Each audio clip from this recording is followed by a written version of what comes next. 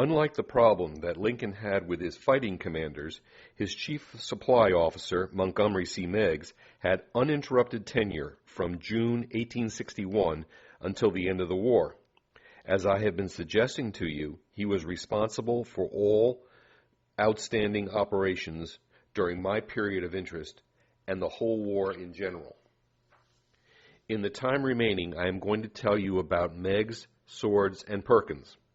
The points I wish to convey are what their background was that made them so fit for the position, how they were selected, and finally I will suggest a few more incidents that will continue the major premise of this presentation, how a few good men in supply could win the war.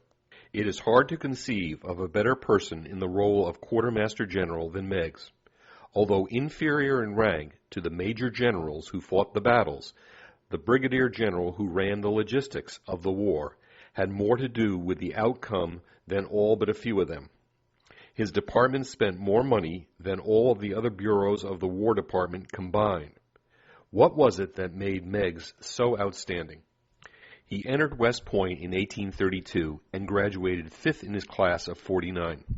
Not only was he an outstanding officer, but he was a crackerjack civil engineer. That subject was the most important at the point. Although born in Georgia, he considered himself a citizen of the United States.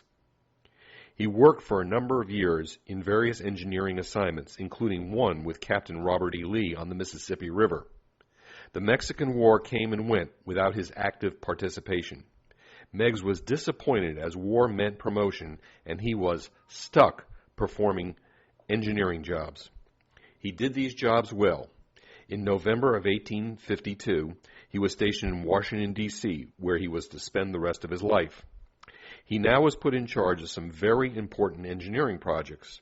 These included the construction of a new aqueduct for the city, additions to the Capitol building, and remodeling of the post office.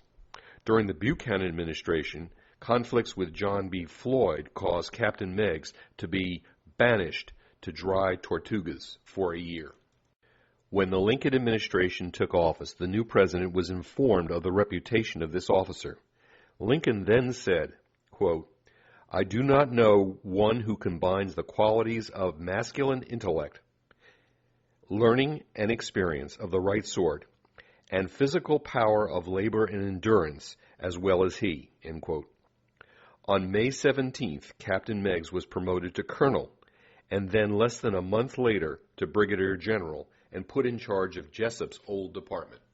I have already mentioned to you some of the events over which Meigs had direct bearing on the outcome on the field of battle.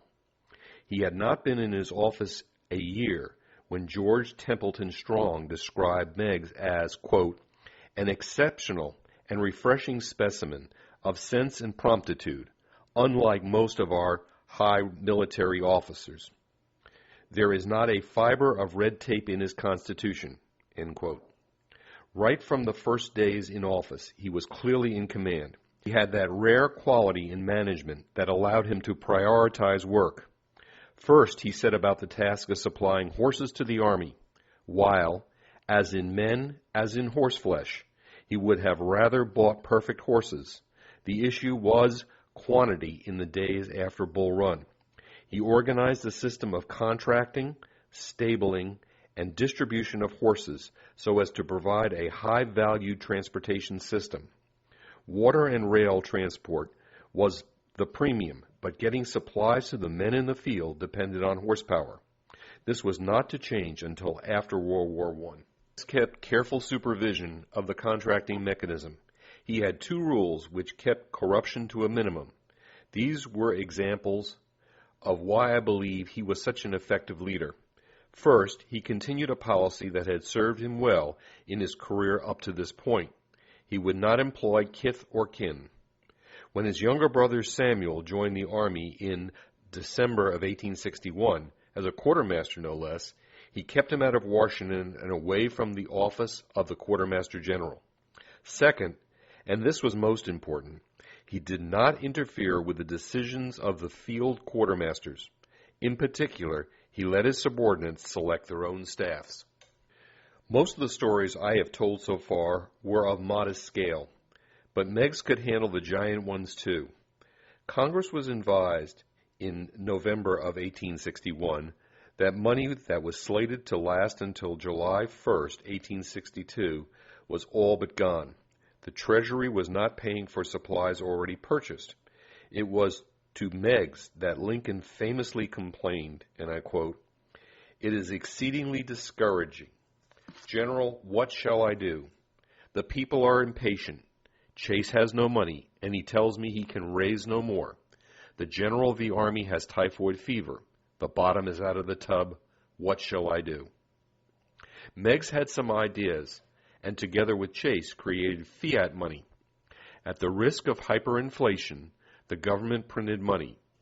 He actually went beyond greenbacks and employed quartermasters' vouchers and certificates of indebtedness, or IOUs.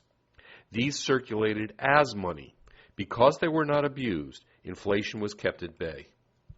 Our last large-scale example can be attributed mostly to Meigs and his staff, is the whole cycle of contracting. While shortcuts for expediency were taken, most of the Civil War business followed this pattern. 1. The government advertised for the needed item. 2. Proposals were received. 3. Samples, where appropriate, were submitted. 4. Inspections were performed. 5. Awards were made. 6. Deliveries were accomplished. 7. Payments were made.